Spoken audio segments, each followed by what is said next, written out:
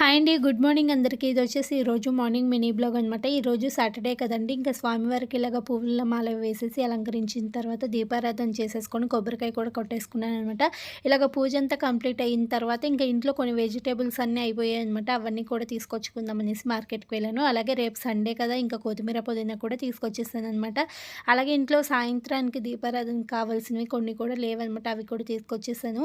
ఇంక ఇవన్నీ తీసుకొచ్చేసి అక్కడ కూరగాయలు అవి అన్నీ సర్దేసిన తర్వాత ఇలాగ కొత్తిమీర, పుదీనా అయితే ఇలాగ శుభ్రం చేసేస్తున్నాను. ఇంకా రేపు హడావుడి ఉంటుంది కదా! ఇంత క్లీన్‌గా చేసుకోవాలంటే టైం పట్టేస్తుందనేసి ఇంకా ముందు రోజు ఇలాగ అన్నీ కూడా నీట్‌గా క్లీన్ చేసేసుకున్నాననమాట. చూస్తున్నారు కదా ఎంత చెత్త వచ్చేసిందో. ఇవన్నీ ఫ్రెష్‌గా ఉండాలంటే మనము ఇంకా కొత్తిమీర, పుదీనా వేసే డబ్బాలలో కింద అడుగున ఒక పేపర్ వేసేసి ఆ తర్వాత కొత్తిమీర గాని, పుదీనా వేసేసిన తర్వాత పైన కూడా ఇలాగ ఒక పేపర్ అనేది వేసేసుకోవాలి. లేదంటే టిష్యూ కూడా యూజ్ చేయొచ్చనమాట. ఇలాగ వేసేసుకున్న తర్వాత నెక్స్ట్ ఇలాగ ఫ్రిడ్జ్‌లో అయితే స్టోర్ చేసేసుకోవచ్చు. అలాగే గ్రీన్ పీస్ కూడా ఇలాగ ప్యాకెట్